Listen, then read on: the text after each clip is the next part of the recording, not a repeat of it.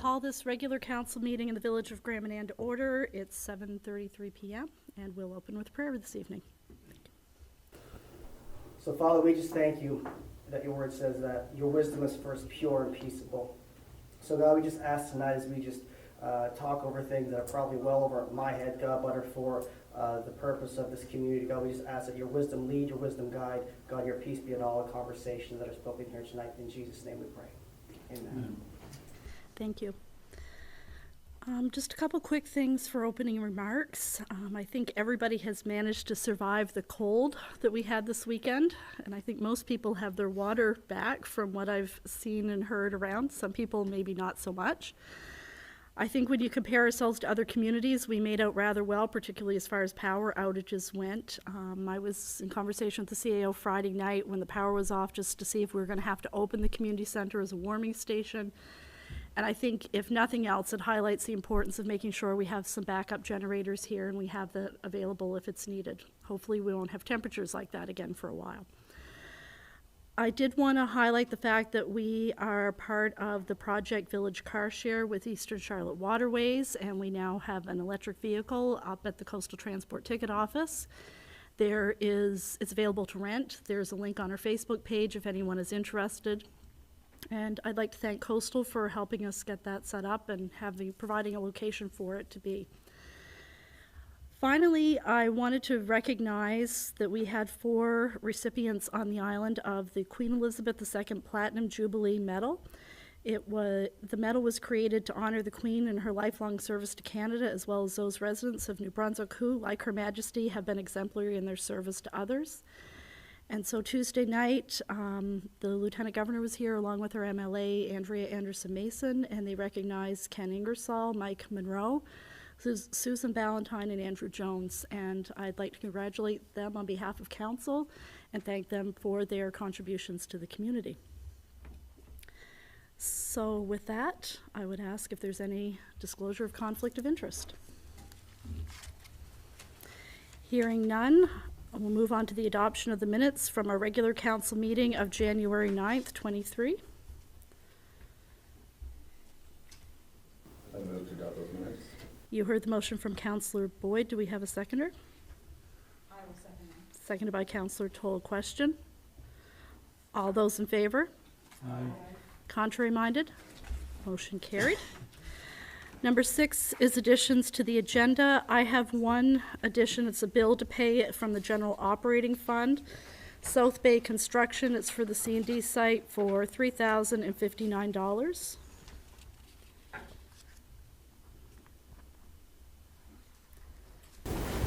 I want to add the Silco Breakwater Road corner traffic issue. Are you making that a motion Yes, to add both of those items? I am. Heard the motion by Councillor Turner. Do we have a seconder? I'll second it. Seconded by Deputy Mayor Fitzsimmons. Question? All those in favor? Aye. Contrary minded? Motion carried.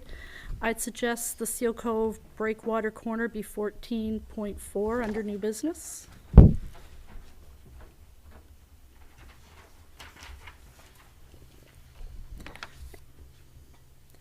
And that brings us up to number 7, which is the RCMP report.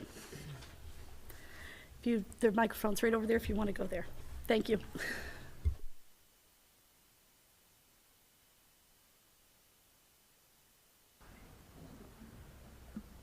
So files from January 2023, 78 files in comparison to January 2022, which we had 55 files.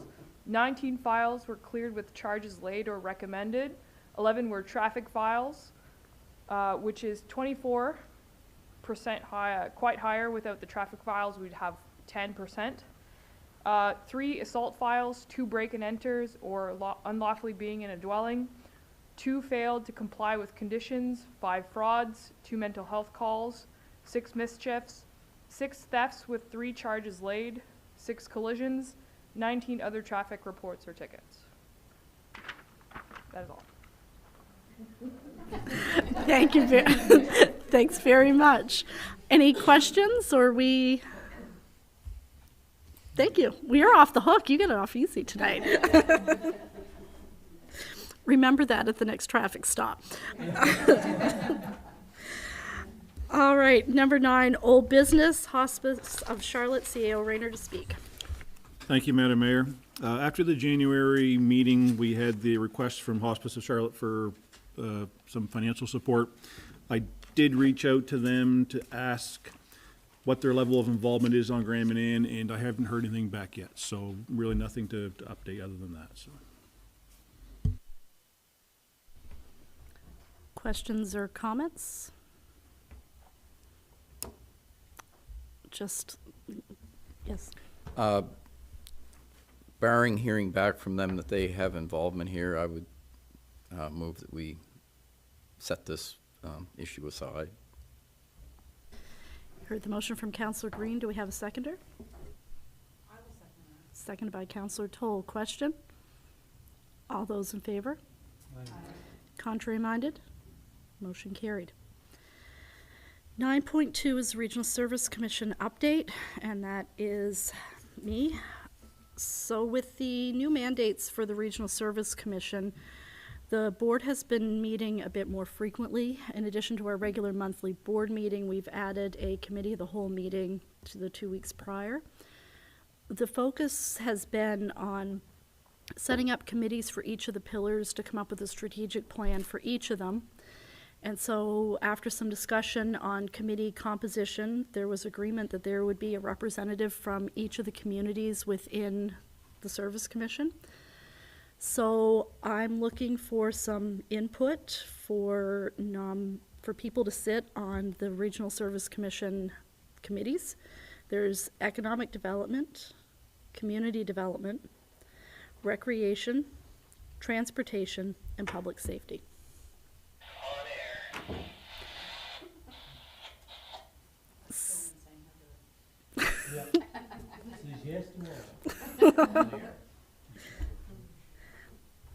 And I missed tourism because it was on the other page when I printed it. Thank you.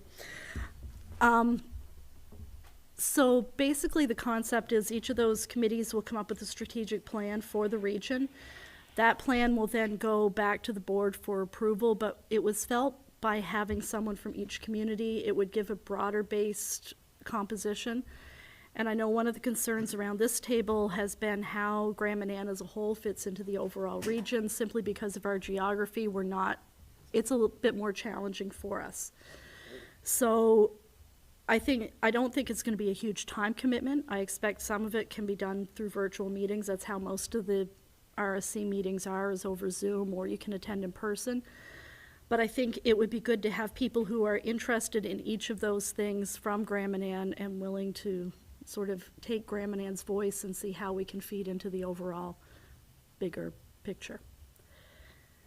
So, any questions, comments? Councillor Green? Reading the announcement in the paper of the funding coming out, I think we're going to have people involved in those committees in order to put our cases forward for funding, I'm guessing. Is that the way it works? Potentially funding, or potentially like just what the overall strategy is on the tourism side. If it's a tourism promotion, to make sure that there is some inclusion of Grand Manan and whatever that promotion would be. Really, we're working with a blank slate on all of these things, so it's up to the committees to sort of develop some sort of plan going forward. It will ultimately be approved by the board. And I think the other piece of this is whatever the strategy is, the RSC is responsible for paying for it, which ultimately means it's divided out between the 8 communities that are sitting around the table, and ultimately we will have a percentage of that. So it's having the ability to it's a lot like sitting here, having the ability to have a great plan, knowing what you want, but also being realistic about what the dollars you may have to work with are. So the thought was this takes some of the pressure off the 8 of us who are sitting around at the board level, because there's obviously a lot of work going into all of these things, and it's a way to spread some of that responsibility around. In my mind, it makes sense to have someone from the committees that we do have that would jump into some of those, and then that leaves us with a couple that we don't necessarily have those committees here, but that would be my suggestion off the bat. So I don't know if anybody else has comments or thoughts, or have I explained this as clear as mud? Because that's how I feel about this some days. Counselor Boyd? Are they looking for members from every council in the region to be present on each of those committees? Yes, so each committee will have 8 people. Okay. Are you looking for input now? Or raise your hand now, or just? I was going to say, I would like input. If you are comfortable with me choosing people, I can do that too. If you want to leave it with me, if you want to volunteer or whatever while we're sitting here, I'm okay either way, but I didn't want to just start handpicking people without at least bringing it here and seeing if there is interest and what people are thinking. Well, I'd be interested in the transportation part of it, very interested. I have a winner. Very good. But that's probably it. And I would be interested in economic development. Thank you. And I think maybe we should reach out to tourism for that position, maybe. I don't know how everyone feels about that, but they've been very active, so.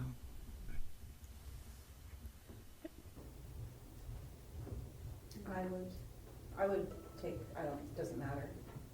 I don't think they have a solid waste on that one, so. No, it's just. They are solid I'd say, how do you feel about community development? Sure. Perfect.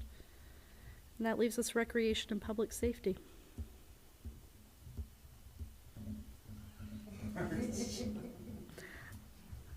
You could put me on.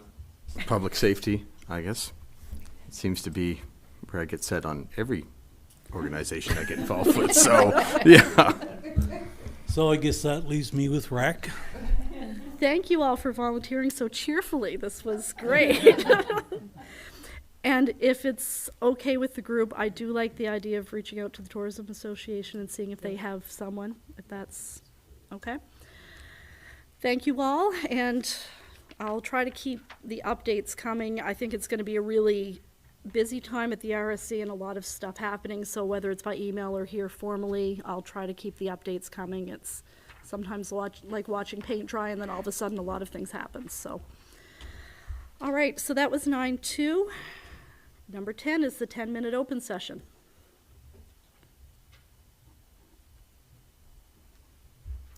Okay.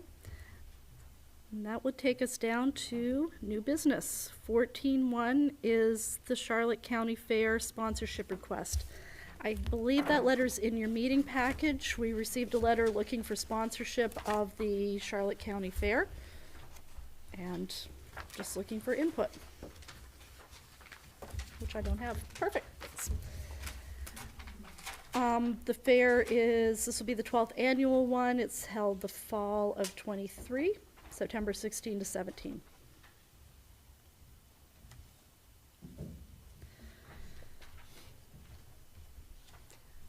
Was Councilor there a Boyd? dollar amount with that? Nope. No, I didn't see one, so. Councilor Boyd? Did we get asked last year? I can't remember. I feel like this is a first, at least in our mandate. Yep. It And is the if- first I've seen this. Ever? Like, have you? Ever. Yeah, okay.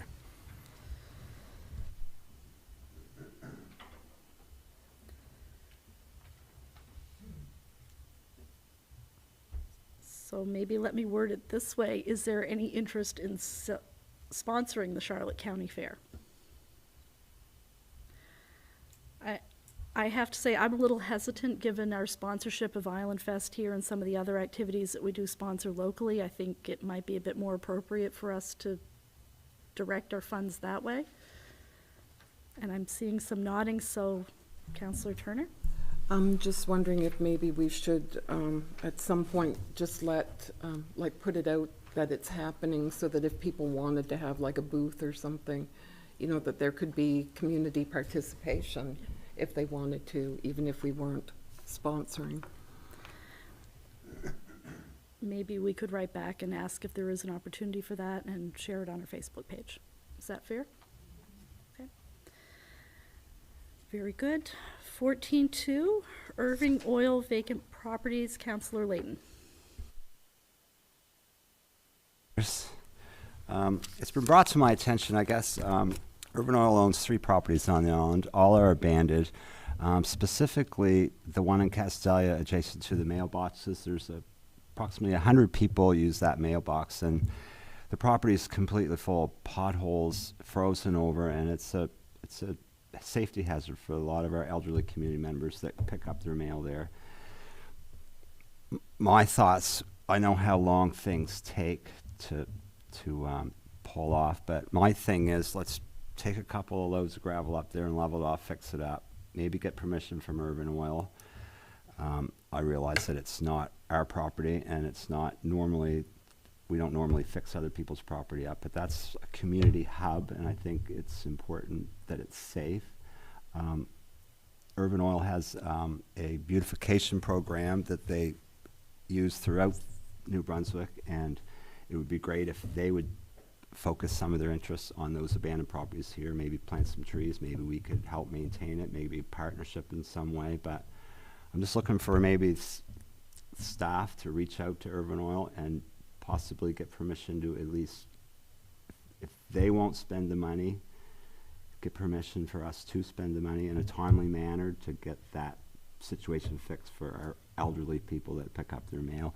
But in the long term, I'd like to see them fix up the 3 properties that are abandoned, and there are holes in our community. They used to be a hub, and now they're just a paved parking lot, kind of. It isn't even paved, but so maybe I can make a motion directing staff to reach out to Urban Oil and include us, if possible, in any of their beautification projects. Is that enough to, I'd like to go further with, I'd like to get those potholes fixed, if possible. And I know we do maintain other properties owned by other people that we maintain, so I don't understand. Just hopefully we can find a resolution and get some gravel there in a timely manner, I guess. So your motion is to reach out to Irving about their beautification program over the long term, Yes. and in the short term, Get permission to either they fix up their property or a partnership with them and put a couple loads of gravel. It's not a big ticket item, but it's an important one. heard the motion by Councillor Layton. Do we have a seconder? Seconded by Councillor Turner. Question? Is Canada Could we- Post, you say by the mailboxes there? Yes, yes. Is Canada Post involved there? in Canada that? Post's involved, and they have from what I understand, a 10-foot right-of-way or permission in front of the mailboxes. It's one swipe with the plow, and that's what they maintain, and that's all they have to maintain. So the rest is, it's a mess. It's a mess. Councillor Brown? Yeah, I'm just wondering if we could fix it and Irving could pay for it. It might be something we could look into. I agree. I think it's just important that it gets done sooner than later, I think. Any other questions? Yeah. Councillor Toll and then Councillor Green. I just wonder if, I know Canada Post only fixes part of it because we have the same problem too at our mailbox, but if we're gonna fix one of them, I'm sure all of them could stand to have, all the mailboxes and all the Irving Ritters could stand to have some fixing. I know where our mailbox is, it's a mess too, so, Well, I was approached by 3 people that get their mail in Castalia, and yeah. I don't know about the rest of them, but Yeah. probably I should have looked. But if there's an issue with any of them, we should, I mean, it's a hub, it's a part of our community, and it's. Maybe if we it's- went to Canada Post and just asked if they could fix them all, at least the part that, because I'm sure they're all in the same state, you get the cars turning the same way, and you always end up with that same little pothole right there in front of the mailbox.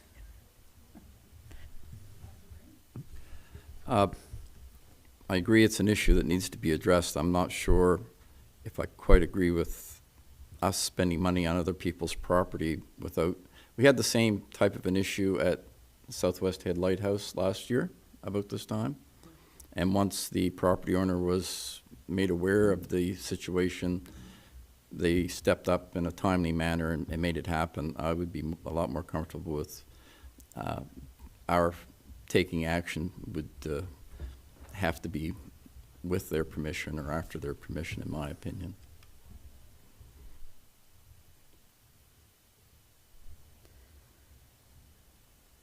Any other question?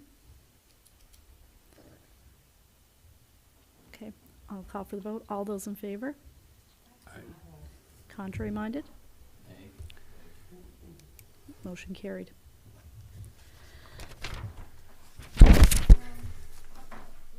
14.3, village office door locks. Councillor Boyd to address.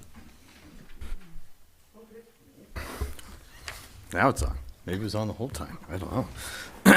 All right. So, as you know, it was recently brought to the attention of Mayor Morris and staff that both doors to the village office had shared keys with the rest of the building, and that anyone that's ever held a key for the community center had access to the office and all its contents. The decision was made by staff to change the locks immediately. After speaking with the CAO, the new locks aren't the best, as every time you go in and out, you have to press the button on the back again, and so if you forget, then they're still kind of open to anybody. I'd like to see both access points of the village office accessible by key fob systems similar to that of the fitness center. That way it's tracked by who comes in and out. You can see who used the fob at what time. I also believe that this door in the back of the hallway should just be locked other than staff. I don't think that needs to be a public access point. I think this is our front door to the village office, and then that should just be for staff only, whether it be the CAO or rec staff going in and out to the arena.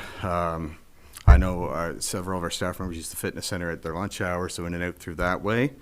So I would like to see that one just staff only access there, and a fob system at both ends. And I think that the front door should also remain locked with an entry buzzer at the front desk.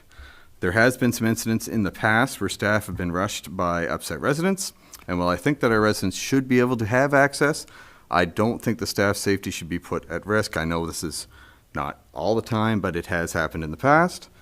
Perhaps having to knock on the door and be allowed in may help cooler heads prevail. And I do think that our staff do a bang-up job, but they do have only so many hours in the day. And when there's people constantly cycling through, I feel like they're burdened with having to make time for everybody that comes in because that's what they want to do. And I think we need to move more towards making appointments to meet with the CAO, to meet with the treasurer, to meet with the mayor, whomever. And I'm sure, and staff can correct me if I'm wrong, if Trish showed up, resident Trish showed up and wanted to speak with CAO Rayner over something, I expect that Esme could probably look and say, well, he's busy right now, but he can come back in half an hour. Like, it's probably not much of a chance for them ever to say, well, no, it's going to be 3 weeks before you can see Chris. So that's my thoughts on it.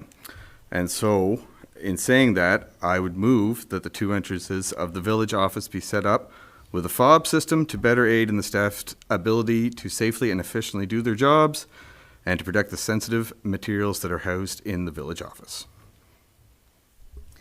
You heard the motion from Councillor Boyd. Do we have a seconder? Seconded by Councillor Brown. Question? Question. Councillor Layton, and I see Deputy Mayor Fitzsimmons has leaned forward, so start. All the important information is locked up under lock and key or behind a locked door, regardless of if that's open or not. No? All our files are accessible. If you can get in here, you can get to our files. Okay. And there's a lot of keys floating around. Yep. Deputy Mayor Fitzsimmons. So it is, you said something about the outside door too? No, just this one here. That's what, okay. Councillor Turner? So are we saying we'd have this door locked during office hours? That's what I propose, but I mean, it's open for discussion, but just to be a matter of somebody coming and knocking on the door and whoever's sitting at the front desk can buzz them in or not. Councillor Layton? I don't really agree with that. I think this is a community. I think people should be able to make themselves available to the village office at any time instead of knocking and just, I don't know. I just think it's not very welcoming if you got to knock on the door and the door's locked. People aren't going to feel very welcome to coming in, but I totally agree with the key fob 100%, but that's after hours, I think, not when staff is You present. can set that fob to lock at 4. If you can set those, because I don't think they should be locked either all day. I can't knock every time I come through that Councillor door. What we've always said about municipal government, we're closest to our people and most accessible. And to have the thought of having the door locked seems to fly in the face of that. At the fob issue, yeah, it's a little technology. And for people making appointments, that is probably where we should be, but there's always going to be that person that finally catches someone here when, or thinks about it at the right time and they're here. And if it's convenient for staff to deal with them, that is, or to tell them to come back in half an hour or tomorrow morning or whatever, I think we have to be accessible, and locking the door would be an affront to that, in my opinion.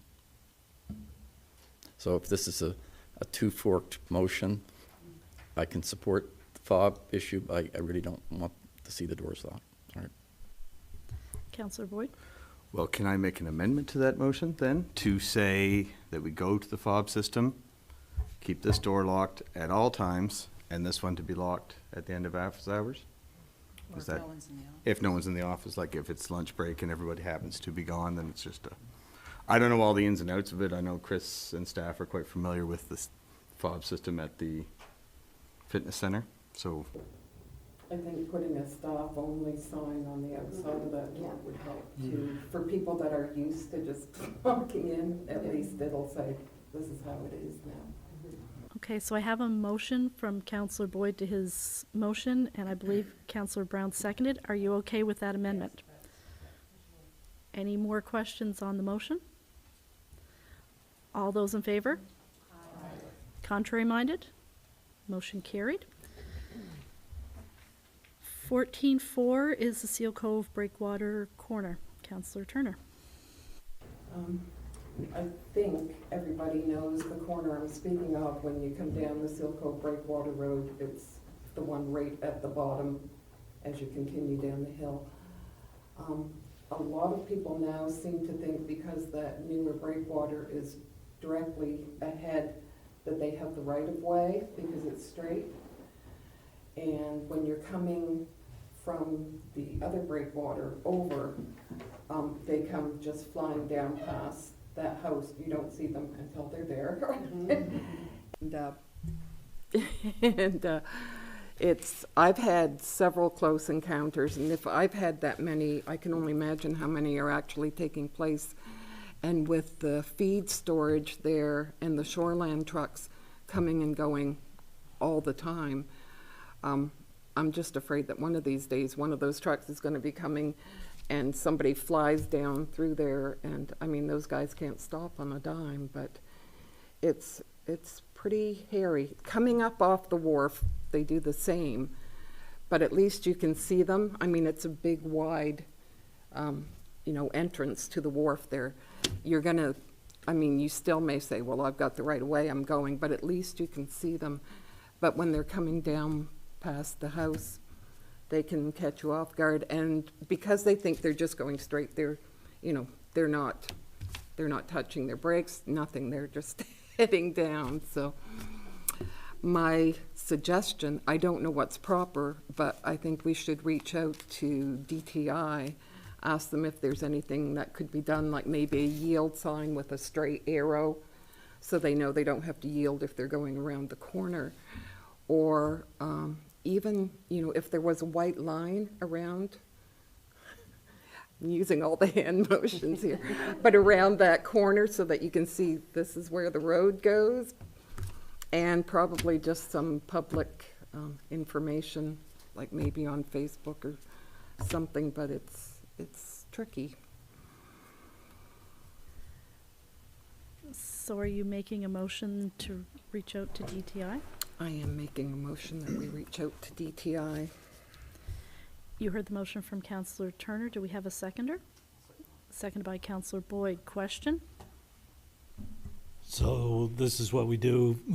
Our CAO will get a hold of DTI and figure this out. my recollection from when we talked about speed zones is that they have certain standards for signage and other things, so I think get them to have a look at it and provide their recommendations. Because we can't change signage on that road without their permission, so that's the next logical step. Any other questions? All those in favor? Contrary minded? Motion carried. 15.1 is the Transportation Committee report. Councillor Layton. Thank you, fellow councillors, Madam Mayor. I haven't had a report for the last couple of meetings, but definitely a lot's been going on behind the scenes. Our road maintenance tender, Coastal Enterprises, will complete their contract of providing bush cutting and ditching this week. There's been a few deficiencies identified by our engineer Dave Steves, but generally the work has been top quality. The operators and staff have represented their company well and respectful to people's property. I've gained a lot of insight about our roads, every culvert, ditch, waterway, whatever's going on. I know what the problem is, and there's a lot more problems identified than I ever thought there was. The work completed, some places you can notice the ditches we've done ditching, other places we skipped ditching. We never had a lot of money. We had so much money to do ditching, and we identified all the critical drainage areas, and all of those have been fixed as of in the next couple of days. So I'm glad it's over with. Coastal will be leaving in the next couple of days, and our island will be much safer. Our island will be much safer and a safer infrastructure, and we thank them for that. DTI. Our committee has spent a lot of time on this file. Our progress is in putting together a potential contract between the Village of Grand Manan and the province of New Brunswick is close to being complete. At least we're up to almost a draft, I think. I know I could sit here and talk about this all day long, but basically I'm hoping this can be presented to council for discussion in the very near future, maybe before our next meeting, because it's kind of time sensitive, but hopefully for the next meeting we can have a presentation to put forward to council, and with your guys' approval, hopefully we can move ahead with this. I'm confident it's the best solution. I don't want to ever see a third party come in here and take over our highway system for a $2 million price tag, and our portion is half, which would be $1 million. So I think we can do this in a very cost-effective manner, which is going to benefit the province and the Village of Grand Manan. So without getting any further, that's where we are with that. It's been a busy file, a lot going on. Chris is a guy, he sits in that office and it just blows my mind, but he gets paid the big bucks and he's doing a good job, and I appreciate it.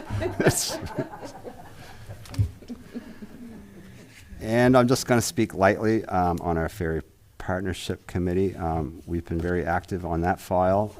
We've made a good case to the province, I think. We're very involved with Andrea, with the minister, with Paul, the Department of, he's the Director of Marine Operations, but we've put together something on paper. It's sitting on a desk in Fredericton somewhere. You know, I don't make decisions, none of us do here at that level, but hopefully the province can entertain our idea of giving us a couple more months of our Grand Manan 5 service, but we'll see where that goes. But for now, it's in their hands, not ours, so that's a good thing.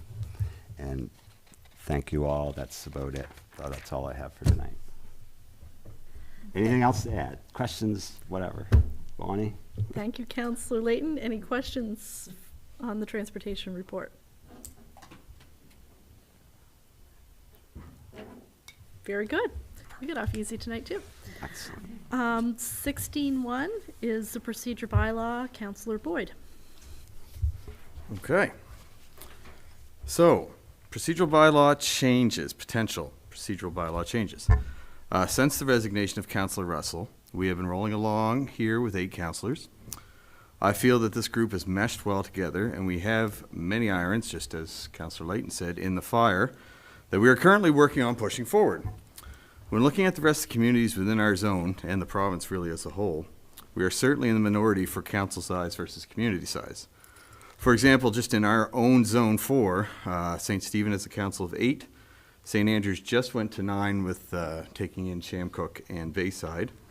Campobello has 4, Macadam has 4, Fundy Shores is 5, and Eastern Charlotte, I believe, is 8. 8 is Eastern Charlotte? Yeah. I had 5, but that must be a typo.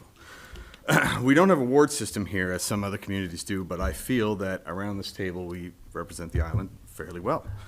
That being said, there will be a call within the next few months for a provincial by-election to fill vacant seats on councils around the province. It is in my opinion that we should remain a council of 8. To do this, if it's all are in agreement, we must amend our procedural bylaw to define the council as a mayor and 8 councillors. It currently reads mayor and 9 councillors. To make the timeline before the by-election, we would have to do the first 2 readings, which would be by title only, as the bylaw is quite lengthy. I believe that's correct, CEO Rayner? It is quite lengthy, yes. And as well as staff would have to post the appropriate advertisements before the next meeting.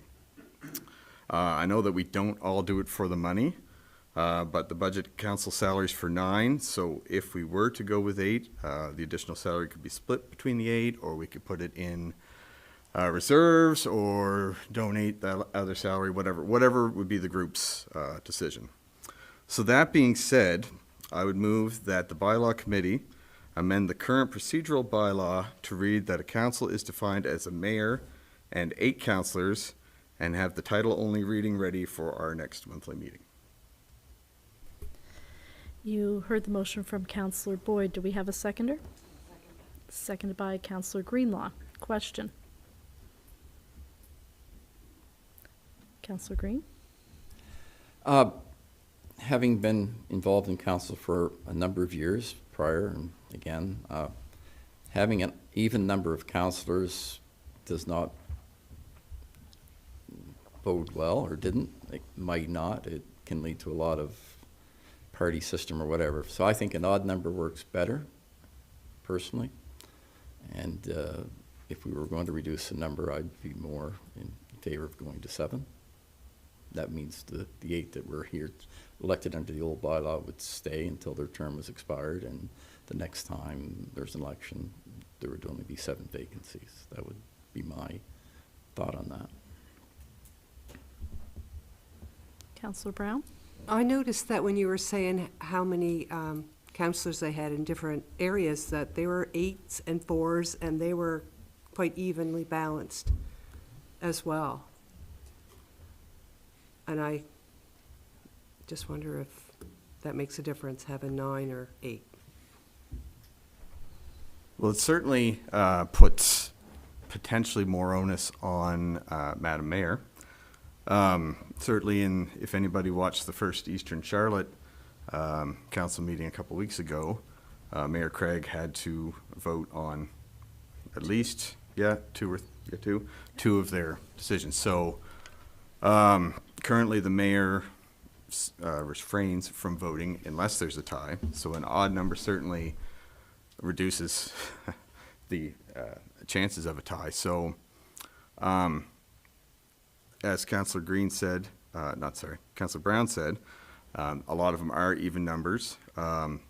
If you watch any of them or spend any time, there's not a lot of ties all the time. So I guess it's really whatever the group feels. I feel 8 is fine, but if the group would rather see an odd number, then it's majority rules, I guess. Councillor Layton? I just think we've got a lot going on, and I can't see it ever going down to 7 people because the workload distributed around everybody was going to be significantly more.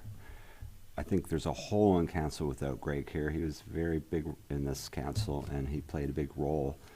And his responsibilities has shifted on to somebody else. And if another person leaves council, then everybody's stressed out, and you're not as productive. So I'd like to see it, keep it exactly what we have. We have a great dynamic. I don't think we argue a lot about anything, really. We're all on the same page, basically, for most votes. I mean, so I agree with Dan that we keep it the same with 8 counselors. So there's a motion on the floor. Are there any more questions or comments before we vote? I just wanted, we have to look at it as not just this council. I mean, because yes, I think we're effective, and I think we do have a good,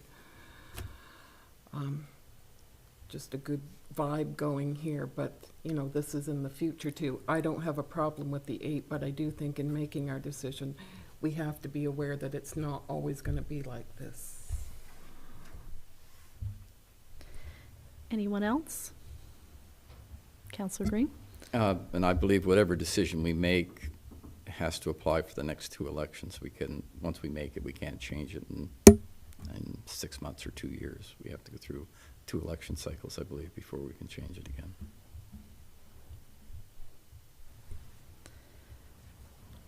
Okay, are we ready for the vote? All those in favor? Aye. Contrary minded? Motion carried.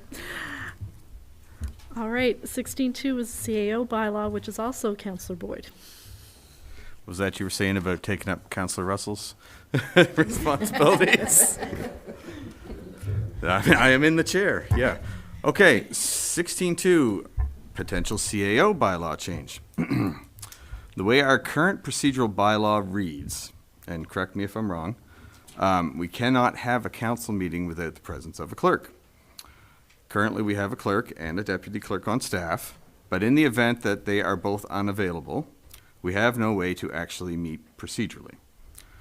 I met with the CAO on this, and we looked at the Municipalities Act, and we also spoke with the executive director at UMNB, and I think we need to make an addition to the CAO bylaw stating that if both the clerks are unavailable, the CAO becomes the standby clerk. This isn't a situation that I foresee happening often, but it will cover us in the event if it does happen. If it's not written in our bylaws, we can't do it. So, saying that, I would move, more work for the bylaw committee, that the bylaw committee add that if neither clerks are available, the CAO can be acting clerk to the CAO bylaw. You heard the motion from Councillor Boyd. Do we have a seconder? Seconded by Councillor Layton. Question? Councillor Green? I believe if neither clerk's available, can't the group appoint a temporary clerk for that meeting? Isn't that in the Municipalities Act? Or I believe, if we read it correctly, and speaking with Dan Murphy, it just says clerk in the Municipalities Act. There's no, any that I've read, there's no kind of on-the-fly thing. And so this would kind of take that on-the-fly thing out, because chances are we're never not going to have 1, 2, and 3 here. Not here. Here. Not here. Not here. But I could be wrong on that. Any other questions? All those in favor? Aye. Contrary minded? Motion carried. Anybody else feel like we should appoint Councillor Boyd to the bylaw committee? 17.1 is approval to pay invoices from the general operating fund. Beers Neal for the 2022 surplus, $3,162.50. Dutchman Contracting, Tank House Building, $1,667.50. Atlantic Charters for the flight to Fredericton, $3,281.81. Silk Stevens, C&D Site Monitoring, $5,227.22. Silk Stevens on the North Head Dredge Material, $8,690.93. Silk Stevens for the C&D Site Delineation, $10,567.17. Dillon Consulting, the Rural Plan Final Bill, $6,381.35. And South Bay Construction for the C&D site, $3,059. I'd make a motion to pay these invoices of the general operating fund. You heard the motion from Deputy Mayor Fitzsimmons. Do we have a seconder? I will second that. Seconded by Councillor Toll. Question? Okay, I've got all kinds of questions. Counselor Brown, Counselor Green, Counselor Boyd. We have a tank house? It's a watershed for the fire department. Okay, okay, thank you.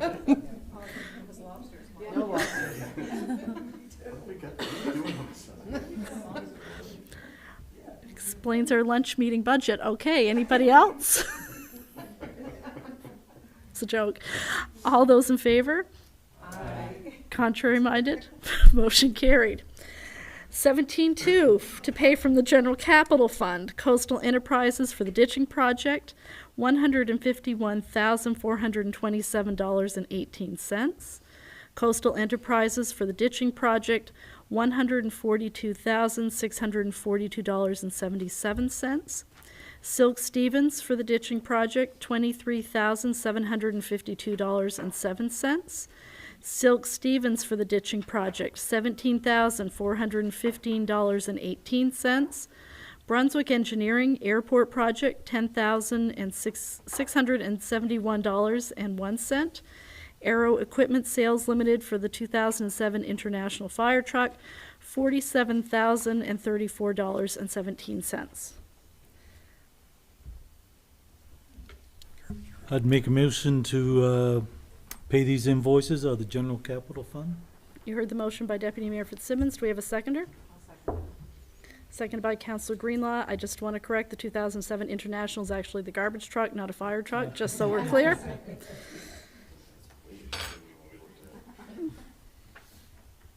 All those in favor? Contrary minded?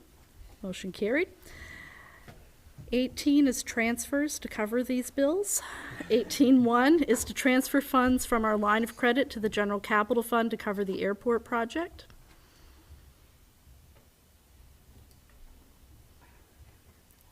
I'd love to have an amount. You could actually say it if you wanted. Want me to? Yes. $9,682.86.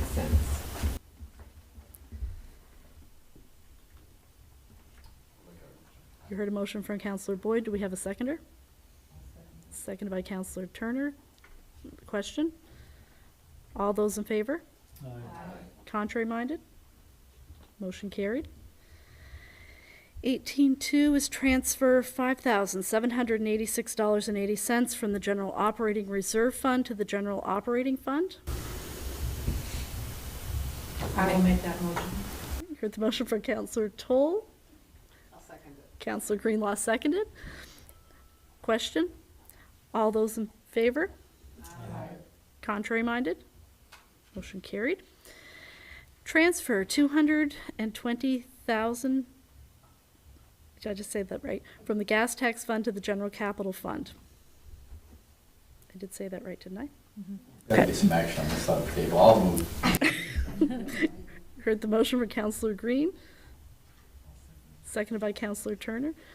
Question? All those in favor? Aye. Contrary minded? Motion carried.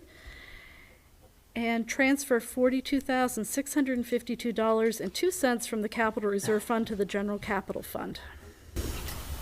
I'll make that motion. Heard the motion from Deputy Mayor Fitzsimmons. Seconded by Councillor Layton. All those in favor? Aye. Contrary minded? Motion carried. So the next item is closed session. We have 7 items. Financial, building inspection services, personnel for the building inspector, personnel for the planning advisory committee, property for the C&D site, a property acquisition potentially, financial for the credit union health center, and financial for the transfer station. I'd move that we move into closed session. You heard the motion for Deputy Mayor Fitzsimmons. Seconded by Councillor Toll. All those in favor? Aye. Contrary minded? Motion carried. Thanks, everybody.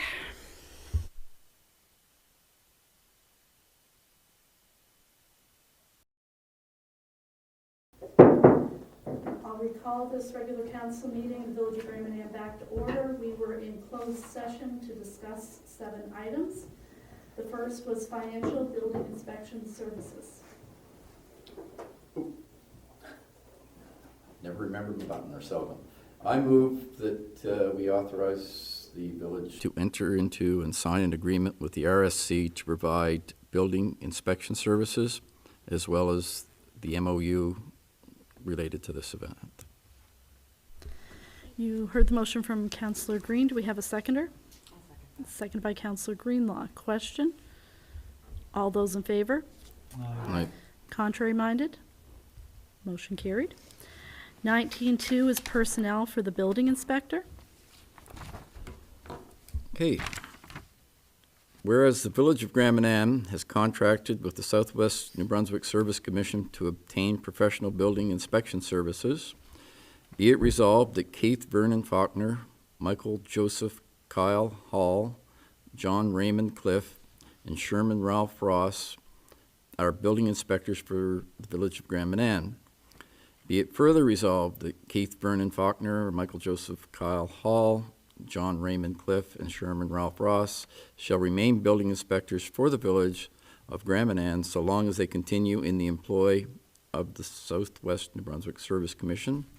And be it further resolved that Keith Vernon Faulkner, Michael Joseph Kyle Hall, John Raymond Cliff, and Sherman Ralph Ross shall remain building inspectors for the Village of Grand Manan so long as the Southwest New Brunswick Service Commission remains contracted to provide building inspection services to the Village of Grand Manan.